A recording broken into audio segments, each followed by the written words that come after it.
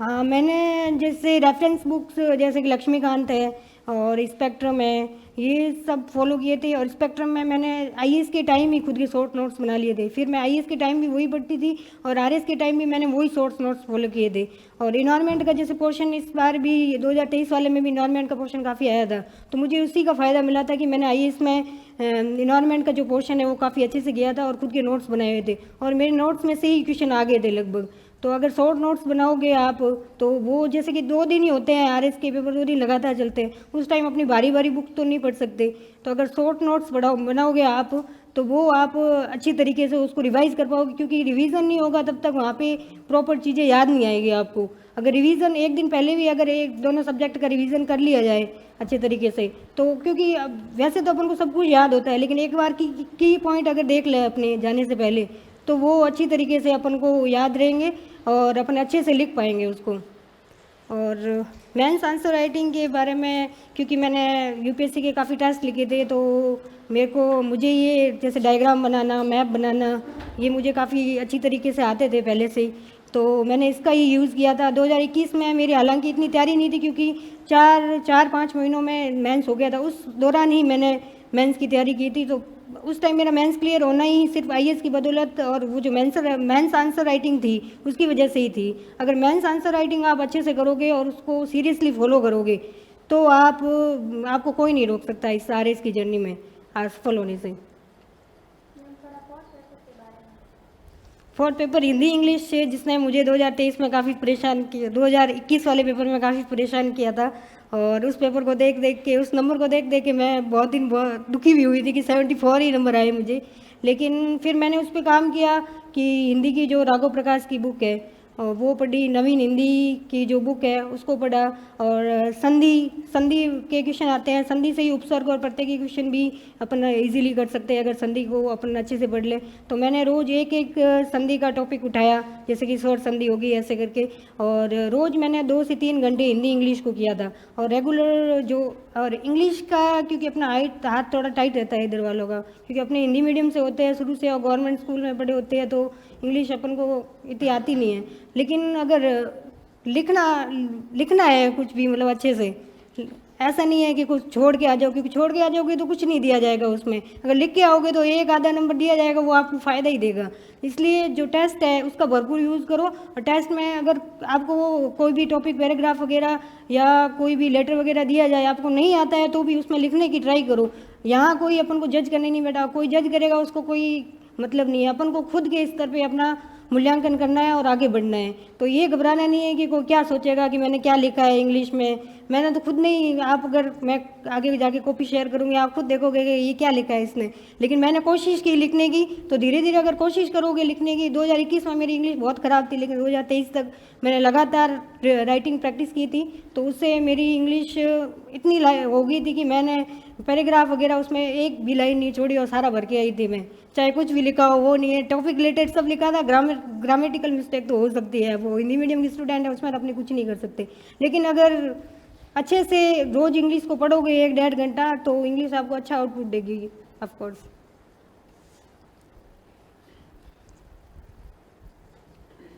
और authentic books पढ़ो और शॉर्ट नोट्स बनाओ उससे, और फिर कोई नहीं रोक सकता। मुझे तो यही लगता है कि मेहनत का कोई विकल्प नहीं हो सकता। अगर मेहनत करोगे ईमानदारी से आप, तो उसका आपको फल ज़रूर मिलेगा। मैं खुद एक बहुत साधारण परिवार से हूँ और मेरी 282 रैंक देख के मुझे ऐसे लगा कि रियल में लोग बात करते हैं कि ये फर्जीवाड़ा होता है, ये होता है, कुछ नहीं होता।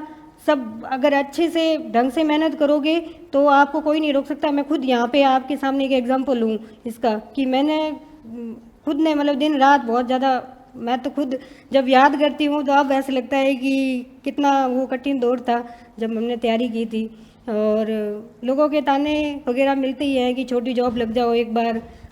सारे मेरे जैसे दोनों बड़ी बहनें 3rd ग्रेड टीचर है पहले से ही, और उन फिर शादी का प्रेशर तो रहता ही है घर पे। अपने एरिया में वैसे ही लड़कियों की शादी करके घर पे भेजो। मेरे पेरेंट्स को काफ़ी लोगों ने ऐसे बोला कि इतनी बड़ी लड़कियां हो गई अभी तक घर पे रख रखा है, लेकिन जो मेरे मम्मी और पापा है उन्होंने मेरा इतना सपोर्ट किया, बहुत ज़्यादा सपोर्ट किया। तो अगर माता पिता का सपोर्ट और फैमिली का, जैसे मेरी बहनों ने, मेरी जीजू है, उन्होंने मेरा बहुत बहुत बहुत ज़्यादा सपोर्ट किया। अगर फैमिली का पूरा सपोर्ट होगा तो आपको कोई नहीं रोक सकता। और कोचिंग, जैसे कि सर आपका बहुत अच्छा मार्गदर्शन कर रहे हैं, तो अगर आप सर को फॉलो करोगे अच्छे से तो आपका 100% क्लियर होगा और कोई नहीं रोक सकता आपको।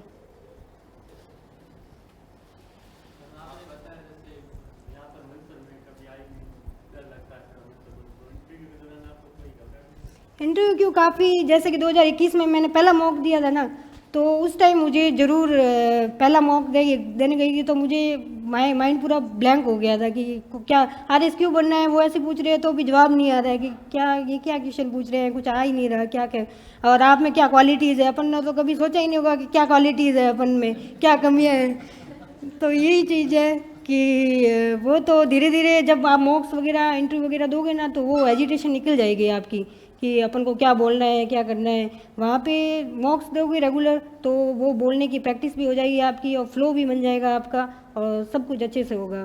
कोई उसमें कोई दिक्कत नहीं आएगी इंटरव्यू में आपको। मैं तो खुद पहले पहले देने जाती थी तब, जैसे कि मैंने 2021 में पहला अटैम्प्ट दिया था, तो उसमें 5-6 अटैम्प्ट देने वाले भी लोग थे। तो मुझे तो पहला, मैं जब मेंस दिया था तो मैं पहले दिन जब टेस्ट सीरीज देने गई थी तो काफ़ी बड़े बड़े लोग थे जैसे एज में, तो मैं उनको देख के डर गई थी। मैंने कहा ये इतनी बार दे के आए हैं तो मुझे तो कुछ आता ही नहीं है, मेरा कहाँ होगा इनमें से, सिलेक्ट तो यही हो जाएंगे। तो लेकिन फिर मेरी बहनों ने ऐसे समझाया कि 5-6 अटैम्प्ट उनको लगे, हो सकता है तेरा पहले अटैम्प्ट में ही हो जाएगा, तू इतना अच्छा करके आए।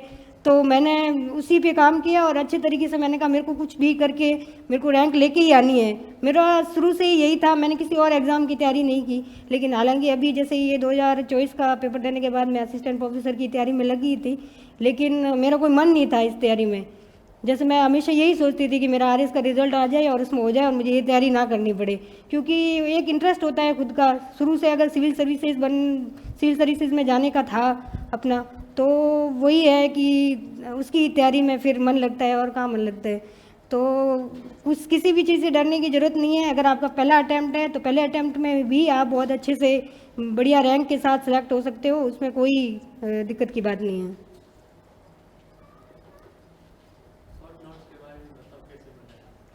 शॉर्ट नोट्स, देखो बुक्स को, जैसे कि मैंने आईएएस की प्रिपरेशन की थी, इसमें एक बार पढ़ के तो कुछ पता भी नहीं लगता अपन को, दूसरी बार पढ़ेंगे तभी भी ऐसे बहुत नया नया लगता है। जैसे 3-4-5 बार पढ़ने के बाद अपन को फिर समझ आती है कि शॉर्ट नोट्स कैसे बनाएं। वो अपन को फिर अपन को पता लगता है ये की पॉइंट है, ये चीज़ें, कुछ चीज़ें जैसे कि अपन को कितनी बार भी पढ़ ले याद नहीं रहती, तो उसको तो ज़रूर शॉर्ट नोट्स में शामिल करो। मैं तो वही करती थी कि जो मुझे चीज़ें याद नहीं रहती थी उनके शॉर्ट नोट्स बना लेती थी मैं। और की पॉइंट है मेनली किसी भी सब्जेक्ट के, जैसे आपने आंसर राइटिंग करते हैं ना, तो हर सब्जेक्ट की अपनी अपनी वर्डिंग है। अगर उन वर्डिंग को यूज़ करोगे ना तो आपको उसमें मेंस में भी आपको बहुत फ़ायदा मिलेगा इसका। जैसे अकाउंट्स है, अकाउंट्स की अपनी अलग वर्डिंग है, हिस्ट्री की अपनी अलग है, ज्योग्राफी की जैसे मैप्स वगैरह बनाना करना ये अलग है। तो अगर वो अच्छी तरीके से करोगे और मैप की प्रैक्टिस वगैरह, ये फ्लो चार्ट बनाना, इसकी प्रैक्टिस वगैरह आप टेस्ट में ही कर सकते हो। और शॉर्ट नोट्स तो फिर 4-5 बार अगर बुक्स पढ़ोगे तो आपको खुद को ही समझ आ जाएगा कि इसमें मुझे क्या लिखना है, क्योंकि एक बार पढ़ोगे तो सारी किताब ही वापस लिख दोगे, कोई मतलब नहीं रहेगा उसका। लेकिन 4-5 बार पढ़ा हुआ होगा और प्रीवियस ईयर क्वेश्चन देखोगे आप, तो आपको समझ आ जाएगा कि प्रीवियस ईयर में कैसे क्वेश्चन पूछे गए हैं और मुझे किन चीज़ों के नोट्स बनाने, क्या चीज़ छोड़ने। सब कुछ पढ़ना ज़रूरी नहीं है इसमें, लेकिन जो पढ़ो अच्छे से पढ़ो और बढ़िया से पढ़ो, क्योंकि अभी काफ़ी डीपली पेपर पूछने लगे हैं। 2021 के 23 वाला पेपर आपने देखा है सबने, और 24 वाला भी पेपर देखा है आपने। तो अगर आपने अच्छे से सब्जेक्ट की नॉलेज होगी आपको, तो वो नॉलेज आपको सिर्फ बुक से ही मिलेगी। और अगर बुक को अच्छे से पढ़ोगे, शॉर्ट नोट्स बनाओगे, तो वो पेपर आराम से सॉल्व कर सकते हो आप, आपको उसमें कोई दिक्कत नहीं आएगी। करंट अफेयर्स मैंने 2023 वाले में विज़न, जैसे कि पॉलिटी, मेंस में पॉलिटी का आईआर का पोर्शन ये करंट अफेयर्स बेस्ड होता है अपने, और इकोनॉमिक्स का पोर्शन होता है, इंडियन इकोनॉमिक्स है, उसमें भी काफ़ी स्कीम्स वगैरह पूछी जाती है। तो मेनली जैसे कि बजट हो गया, इकोनॉमिक सर्वे हो गया, और विज़न के जो 365 पीटी आती है वो मुझे लगता है कि मोर देन इनफ है। आजकल जैसे क्वेश्चन पूछे जा रहे हैं तो उस हिसाब से अगर उसको आप रेगुलर पढ़ोगे तो आपको एक समझ विकसित होगी, आपको वर्डिंग मिलेगी और आप करंट अफेयर्स के क्वेश्चन इजीली कर पाओगे। और क्रोनोलॉजी तो है ही, जैसे कि फैक्चुअल क्वेश्चन पूछते हैं काफ़ी स्पोर्ट्स वगैरह में, तो आप क्रोनोलॉजी भी प्रेफर कर सकते हैं। मैंने क्रोनोलॉजी और विज़न आईएएस वाले दोनों मटेरियल को फॉलो किया था करंट अफेयर्स के लिए।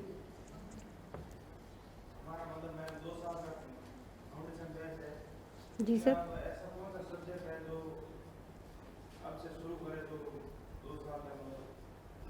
सारे सब्जेक्ट वैसे जैसे कि अकाउंट्स वगैरह ये तो बहुत छोटे सब्जेक्ट है, इनको कम टाइम में किया जा सकता है। लेकिन जैसे पॉलिटी है, काफ़ी बढ़िया आउटपुट देता है ये पॉलिटी। हिस्ट्री है, हिस्ट्री में लोग क्या करते हैं कि मेंस के टाइम में ना हिस्ट्री इतनी लंबी चौड़ी है कि लोग बहुत लिमिटेड पढ़ते हैं, कोचिंग वाले नोट्स लेके आके उसको पढ़ लिया। लेकिन आजकल जैसे सूर्य मंदिर पूछ लिए 10 नंबर में, अब किसी ने अगर अच्छे से नहीं पढ़ा होगा तो वो उसका जवाब नहीं दे पाएगा। लेकिन अगर हिस्ट्री, पॉलिटी, ये जो जो बड़े बड़े सब्जेक्ट है, ज्योग्राफी है, इनको अगर आप अच्छे से पढ़ोगे, और इकोनॉमिक्स है, इकोनॉमिक्स की जो बेसिक समझ है वो होना बहुत ज़्यादा ज़रूरी है। अगर बेसिक समझ होगी, और उनके इकोनॉमिक्स के तो बहुत स्पेसिफिक वर्ड होते हैं, अगर वो वर्ड यूज़ नहीं किए आपने तो आपको कोई नंबर नहीं देगा वहाँ पे।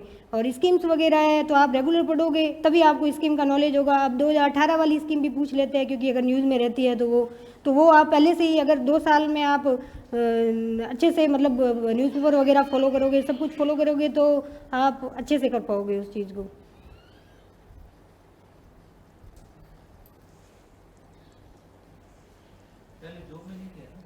नहीं, मेरा पहले कोई जॉब में नहीं थी मैं, ये पहली जॉब है। मुझे ज़्यादा खुशी जॉब प्राप्त होने की है इसमें 282 रैंक। जॉब नहीं लगी तो काफ़ी मेंटल प्रेशर तो आता ही है सबका, जो भी फैमिली में कोई भी आता है। मैं वैसे शादी समारोह वगैरह में फैमिली में कम ही जाती थी, और लोगों को पता ही नहीं था कि इनकी तीसरी बेटी भी है कोई। कभी कहीं मैं, मेरी उपस्थिति बहुत कम रही है। कभी फ्री हो तो घर पे आई हो, तो कोई फंक्शन हो तो ज़रूर गई होंगी, बाकी इतनी मैं गई नहीं हूँ। तो यही बात है कि पढ़ाई पे पूरा फोकस करो तो बढ़िया ही है। और कोई सवाल हो तो आपका? 21 वाले में टेस्ट सीरीज दी थी? 21 वाले? जी सर, 21 वाले में टेस्ट सीरीज़ दी थी मैंने। बहुत टेस्ट तो बहुत लिखने पड़ेंगे आपको, लेकिन एक ही चीज़ को वैसे, जैसे कि कुछ लोग हैं ना बहुत सारे कोचिंग के टेस्ट ले लेते हैं, उसका कोई फ़ायदा नहीं है। एक टेस्ट, एक कोचिंग को फॉलो करो और एक के टेस्ट सीरीज़ दो, और बार बार उनको एवेल्यूशन खुद, एक तो सर और करके देंगे आपको एवेल्यूशन, एक आप खुद करोगे, तो उन दोनों के बेस पे ही आपकी मेंस आंसर राइटिंग अच्छी होगी। जैसे कि कुछ बच्चों के अच्छे नंबर भी आते हैं कोचिंग में, तो उनकी कॉपी लेके भी आप देख सकते हो कि क्या क्या मेरी कमियाँ रही। तो मैंने तो खुद जो हमारे टेस्ट में जो टॉप आते थे उनकी मैं कॉपीज लेती थी, देखती थी कि उन्होंने क्या लिखा है, मैंने क्या लिखा है, मुझे और क्या ऐड करना है, तो उससे तो बहुत फ़ायदा मिलता है। तो टेस्ट सीरीज़ तो बहुत ज़्यादा अहम भूमिका अदा करती है मेंस में तो ऑफ कोर्स बहुत ज़्यादा। और एक ही टेस्ट सीरीज़ को फॉलो करो, और बुक्स है अपनी, जो अपनी सोर्सेज है वो बहुत ज़्यादा लिमिटेड रखो। ऐसे नहीं कि हिस्ट्री की आपने स्पेक्ट्रम भी पढ़ ली, विपिन चंद्र भी पढ़ ली, तो वो आपको कोई भी आउटपुट नहीं देगा। एक बुक को पढ़ो, उसको बार बार पढ़ो, वही आपको सबसे ज़्यादा आउटपुट देगा।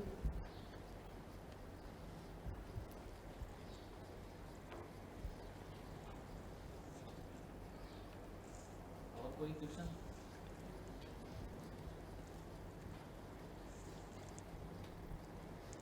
लड़कियाँ पूछ नहीं रही क्वेश्चन। जी सर,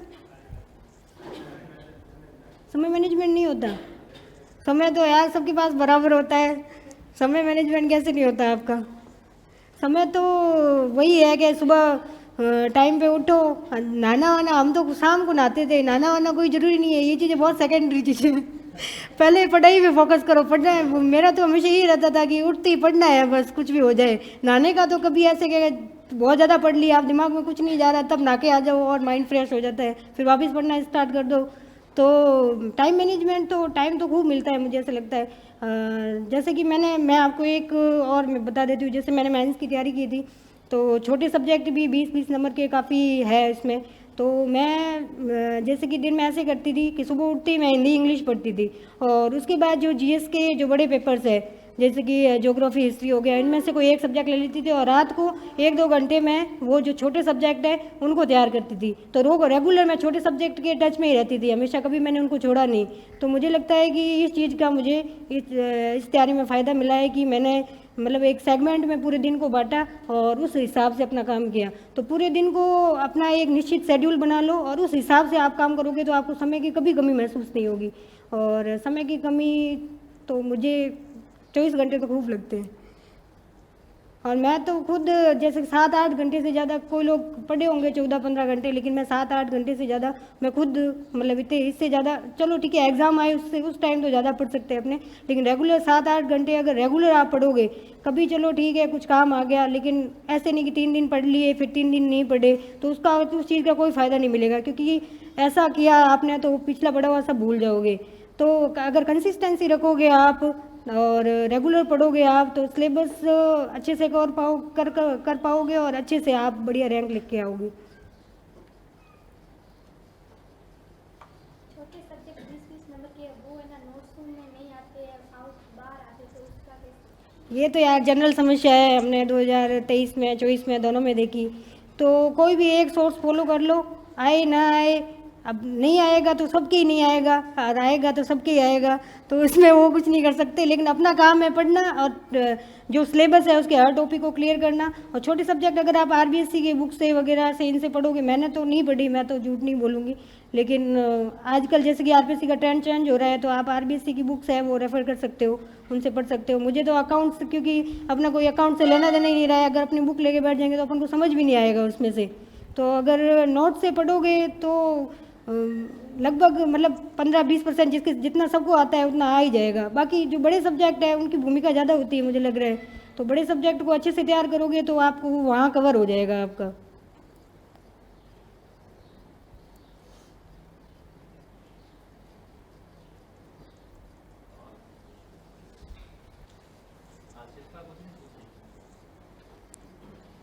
मैं तो खुद इधर बैठती थी, मेरे दिमाग में भी कुछ क्वेश्चन नहीं आते थे, जब भी कोई आते थे तो मैं यही सोचती थी, मैं कि जो भी इनको बताना है खुद ही बता दो, मुझे कोई क्वेश्चन नहीं है मेरे माइंड में, तो मुझे ये मैं खुद इस परिस्थिति से अवगत हूँ। तो ऐसी मैं तो खुद वहाँ बैठी हुई हूँ, इसलिए तो कोई आता था तो लगता था ऐसे कि ये आए हैं, इनको इनका इतना स्वागत हुआ है, कभी हमारा भी होगा। तो मुझे तो 2 दिन से बहुत ज़्यादा खुशी है कि मेरी ये रैंक आई और मुझे भी ये मौका मिला कि मैं भी मतलब ये मैंने ये किया और मुझे बहुत ज़्यादा, हालांकि मेरी रैंक थोड़ी पीछे है, लेकिन मेरा भी क्योंकि इंटरव्यू कॉल है तो हो सकता है रैंक में सुधार आ जाए, लेकिन जो भी है जो भी रैंक मिली है मैं बहुत संतुष्ट हूँ, क्योंकि ये मेरी पहली जॉब है और पहली जॉब भी बहुत अच्छी जॉब है हमारी फैमिली में।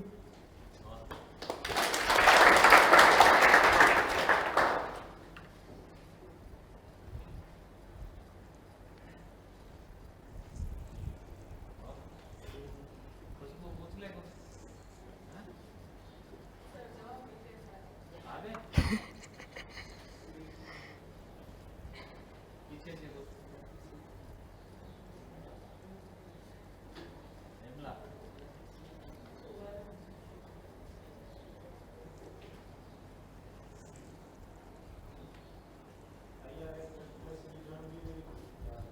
आईआरए के जो टेलीग्राम चैनल है उससे जुड़ी हुई थी मैं, उसमें जो हिंदी इंग्लिश के जो टेस्ट आते थे वो मैं रेगुलर उसको फॉलो करती थी आईआरए में। और रवि सर के गाइडेंस में मैं 2021 से ही हूँ और रवि सर से मैं कांटेक्ट में हूँ 2021 से। उन्होंने मेरी काफ़ी हेल्प की है, चाहे मोटिवेट करने में, जैसे मेरे पिछली बार नहीं हुआ था तो रवि सर ने मुझे काफ़ी प्रोत्साहन दिया था उस चीज़ में, तो रवि सर का काफ़ी योगदान रहा है। और आईआरए का हिंदी इंग्लिश वाले पेपर पे ही मुझे लग रहा है इस बार रैंक वगैरह अलोकेट हुई होगी, क्योंकि बाकी 3 पेपर में तो अपने कुछ कह नहीं सकते कितने नंबर आए हैं क्या है। हिंदी वाला पेपर तो ऐसा है कि अपन ने अगर सही लिखा है तो अपन को उतने नंबर मिलने ही हैं, चाहे आधे नंबर का हो, 1 नंबर का क्वेश्चन हो, पूरे के पूरे फिक्स मिलने ही हैं। और जीएस वाले पेपर में आपने कितना ही लिख लिया तो भी 5-6 या 4 नंबर 10 में से इतने ही मिलते हैं। और अब तो शायद उन्होंने रेशियो और भी कम कर दिया होगा नंबर देने का, क्योंकि इतनी टाइट मार्किंग हो गई है। तो हिंदी इंग्लिश का मैं आईआरए कोचिंग का बहुत योगदान रहा है मेरा। और जो शॉर्ट नोट्स डालते थे सर अकाउंट्स वगैरह के, मैनेजमेंट के, तो मेरे खुद के निकाले हुए हैं, मेरे रूम में अभी तक पड़े हैं और मैंने पढ़ा है उनको। और उनके नोट्स जैसे वो सोशियोलॉजी के नोट पबेट के, हाँ सर पबेट के नोट्स थे ना, वो मैंने बहुत अच्छे से पढ़े थे और बहुत अच्छे नोट्स थे वो। और तो नोट्स वगैरह में और हिंदी इंग्लिश वाले में तो आईआरए का बहुत योगदान रहा ही है।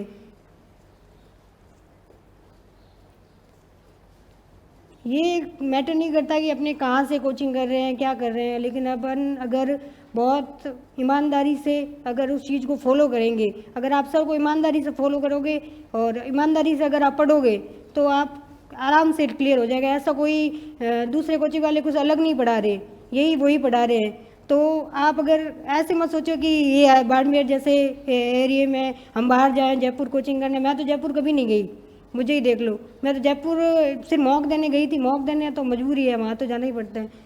तो मॉक देने गई थी, तो जयपुर जाना ज़रूरी नहीं है। अपने एरिया में इतनी अच्छी आपको कोचिंग की सुविधा मिली है, इतनी अच्छी गाइडेंस मिली है आपको, तो यहाँ से आप बहुत अच्छा कर सकते हो। आप बाहर जाते हैं तो खाने की तो बहुत दिक्कत आती है, मुझे भी बहुत 2023 वाले पेपर में लाइट की खाने की बहुत दिक्कत आई थी उस टाइम, और काफ़ी हम मेंटली परेशान रहते हैं फिर। लेकिन अगर घर पे रहोगे, और लाइब्रेरी प्रोग्राम भी स्टार्ट किया है सर ने, मैंने देखा तो लाइब्रेरी प्रोग्राम तो बहुत अच्छा है। अगर वो आपको रेगुलर स्टडी के लिए बहुत ज़्यादा ज़रूरी है, रेगुलर आप पढ़ पाओगे, आपको शेड्यूल दिया जाएगा, रेगुलर उसको फॉलो करोगे। ये जो शेड्यूल देते हैं ये इसको फॉलो करोगे ना आप, तो ही आपका सिलेबस 2-3-4 बार हो जाएगा आराम से, और बढ़िया से होगा, उसमें कोई प्रॉब्लम नहीं है। और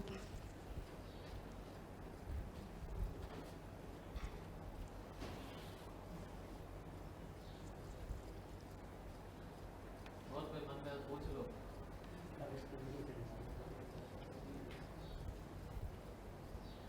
कुछ ऐसा ही के लिए ऐसा ही का तो देखो मेरी हाइट भी नहीं है मैंने पेपर दिया नहीं है कभी तो मुझे उसका कुछ पता नहीं है। मैंने आरएस की तैयारी करते समय और कोई एग्जाम नहीं दिया आपने? दूसरे एग्जाम दिए नहीं? दूसरा अभी पटवारी का एग्ज़ाम ज़्यादा प्रेशर की वजह से दिया था, और उसमें हो जाएगा। हाँ, तो और किसी का दिया नहीं मैंने पेपर। यूआरओ का दिया था मैंने पेपर, मुझे याद है। यूआरओ में पहले प्रयास में मेरा पहला जो हुआ था कैंसिल हुआ था, उसमें मेरा हो गया था। और सेकंड में क्योंकि मेंस का पेपर था आगे, और मेरी थोड़ी पारिवारिक स्थिति थोड़ी कमज़ोर हो गई थी उस टाइम। मेरी छोटी सिस्टर है, उसकी डेथ हो गई थी, इस वजह से मैं भी मेंटली सही नहीं थी। तो जी सर, तो इसलिए मुझे ईआरओ का पेपर दूसरी बार मुझे बहुत कम नंबर आए थे, और मुझे बहुत ज़्यादा उससे निराशा भी हुई थी। लेकिन क्योंकि वही है, अगर मेंटली सही नहीं रहेंगे अपने तो वो पेपर नहीं क्लियर कर पाएंगे, इसलिए मेंटली स्ट्रांग होना बहुत ज़्यादा ज़रूरी है। फिर मैंने इंटरव्यू भी दिया, तो मैंने इसी सोच के साथ दिया कि मुझे अपने मम्मी पापा की तरफ मैंने ध्यान दिया, और मैंने बहुत मन से इंटरव्यू की प्रिपरेशन की, और ये भगवान का ही आशीर्वाद है कि उन्होंने मुझे ये रैंक दी, और मुझे ये 282 रैंक प्राप्त हुई थी इसमें।